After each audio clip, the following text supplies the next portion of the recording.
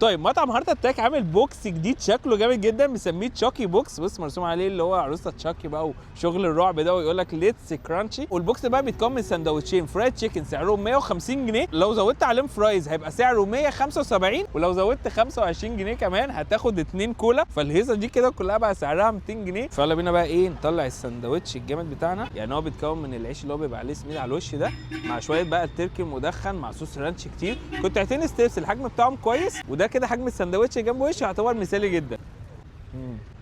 تصدق جامد. فراخ ملحمه قوي. انا كنت متخيل ان هو هيبقى سندوتش كلاسيك، بس لا ده سندوتش غني، يعني غني بجد. بص اصلا الفراخ ملحمه قوي في قلب السندوتش. تاتش التركي المدخن ده مديله كده عارف اللي هو ايه اكسترا طعامه. لكن اكتر حاجه معليه في السندوتش ده هو صوص الرانش المحطوط، بجد يا جدعان خطير.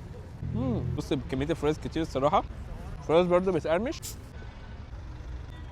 والبوكس ده هتلاقيه موجود في كل فروع هارت اتاك من الساعه 12 للساعه 5 كل يوم.